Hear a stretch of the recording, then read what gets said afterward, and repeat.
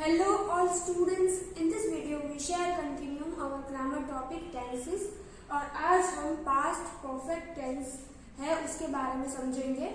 उसके रूल्स हैं, फॉर्म है और वो कैसे फॉर्म होता है सेंटेंस में, वो आज हम समझेंगे। सबसे पहले इसका फॉर्म क्या है, तो सबसे पहले जो फॉर्म है उसका पास्ट परफेक्ट टेंस का subject plus had plus past participle यानी V2 या V3, तो वर्ब का जो सेकेंड पास्ट फॉर्म है वो यूज होता है generally. And the subject plus had is refer here the past tense and have and has is referred generally to present tense. तो हैड है ये पास्ट टेंस रिफर कर रहा है, that's why we are using had. Subject plus had plus past participle, हमें ये form याद रखना है बिकॉज इसके अकॉर्डिंग ही आप टेंसेस को आइडेंटिफाई कर पाएंगे कि कौन सा टेंसेस सेंटेंस में कौन सा टेंसेस यूज किया है, बिकॉज ये सारे फॉर्म वाइज अलग अलग ही आपको हर सेंटेंस में देखने को मिलेंगे। फिर जब हम इसका एग्जांपल है जैसे कि he had taken his lunch, he is our subject, had according to the form and taken is the V3 verb का थर्ड फॉर्म या फिर पास्ट फॉर्म है, सेकेंड फॉर्म है, वो हमने यहाँ पे because it's a past tense, so हमने यहाँ पे taken as a past participle लिया है। His lunch is our object.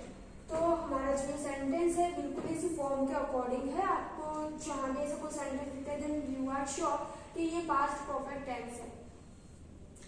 Negative sentence बनाते हैं जब भी हम पास्ट परफेक्ट टेंस में, तो पास्ट परफेक्ट टेंस में नेगेटिव सेंटेंस में क्या होगा, जनरली तो पास्ट परफेक्ट टेंस में the negative sentence are formed by placing not after had.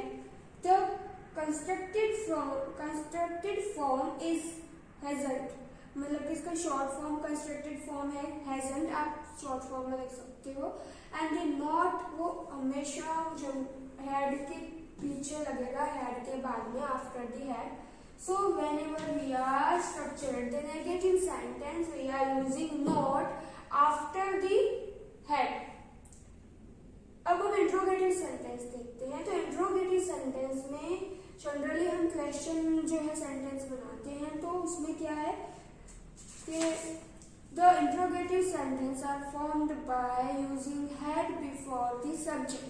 Subject के आगे है वो फॉर्म, जो हमारा हैड है फॉर्म के अकॉर्डिंग वो लगेगा सब्जेक्ट के आगे, because it is interrogative sentence, question sentence है, that's why we are using had before the subject. तो हमेशा इंट्रोगेटिव सेंटेंस में हैड है या फिर टू बी के जितने भी ऑक्सिलरीज है वो सब सब्जेक्ट के आगे लगेंगे। Had is the before take a place before the subject in the interrogative sentence। फिर हमारा जो स्ट्रक्चर है जैसे कि taken his lunch, taken is a V2 past participle of the take। फिर हम नेगेटिव और इंट्रोगेटिव दोनों सेंटेंस फॉर्म कर रहे हैं एक साथ। तो जब नेगेटिव इंट्रोगेटिव सेंटेंस है वन सेंटेंस में दोनों टाइप्स के, तो कैसे होगा फॉर्म, तो हैड जब भी बनाते हैं negative interrogative sentence are formed by placing had before the subject and not before the past participle. तो यानी कि हमारा जो नॉट है यहाँ पे हम नॉट कहाँ लगाते थे, हैड के बाद में, because it is a negative sentence but here is negative and interrogative both. So जब हम इंट्रोगेटिव और नेगेटिव सेंटेंस की बात कर रहे हैं तो टेकन हमारा जो वर्ब है मेन उसके आगे नॉट लगेगा और हमारा इंट्रोगेटिव सेंटेंस है इसीलिए हैड। अगर टू बी ऑक्सिलरी है वो हमेशा सब्जेक्ट के आगे लगेगा, हमारा जो सब्जेक्ट है उसके आगे।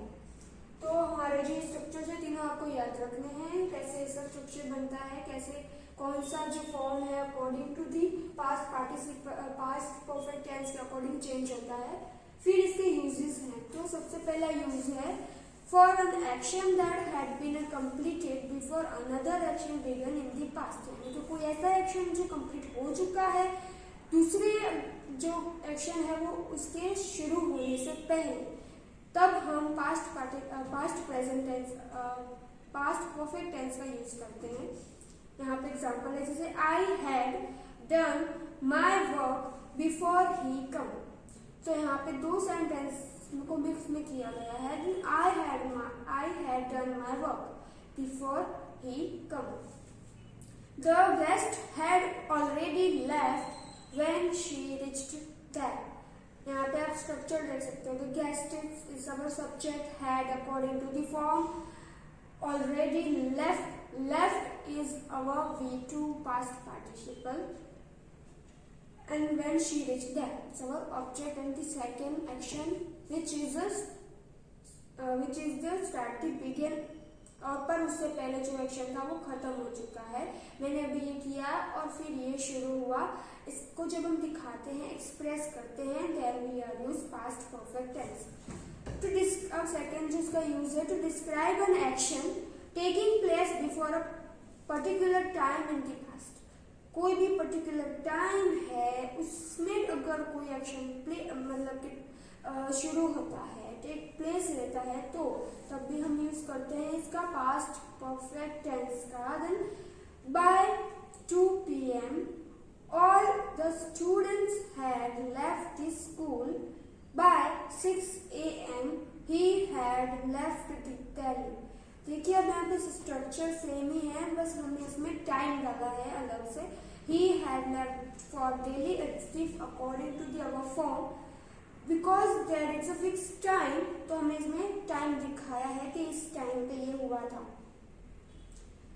फिर थर्ड यूज है to describe an action in the past which become the cause of another action. यानी कि एग्जाम्पल है जिससे आपको ज्यादा अंडरस्टैंड अच्छे से आप इसको समझ पाएंगे, अंडरस्टैंड कर पाएंगे।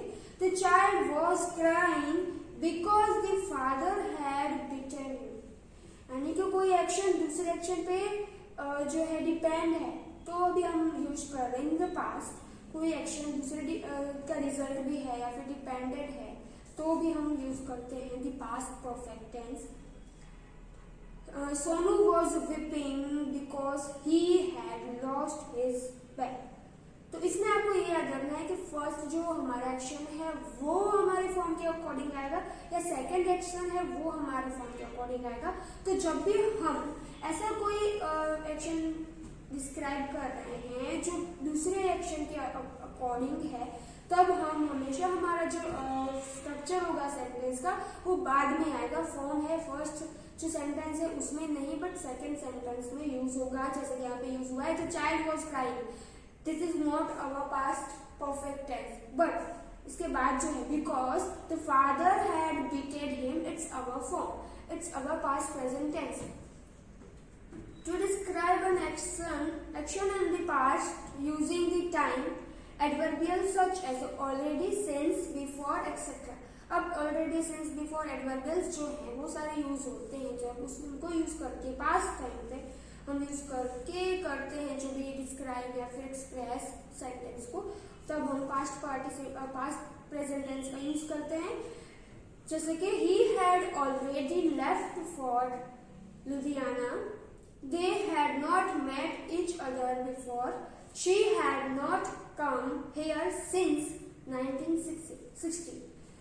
फिर है to express an unfulfilled wish. तो यहाँ पे अनफुलफिल विश है, उसको मतलब कि वो कोई आपको विश हो और आप वो पूरी नहीं हुई इन द पास्ट, तो उसको भी डिस्क्राइब करने के लिए, एक्सप्रेस करने के लिए भी हम पास्ट परफेक्ट टेंस का यूज करते हैं ना। If you had worked hard you would have past, if they had left early they would have caught the train. That's express the unfulfilled wish।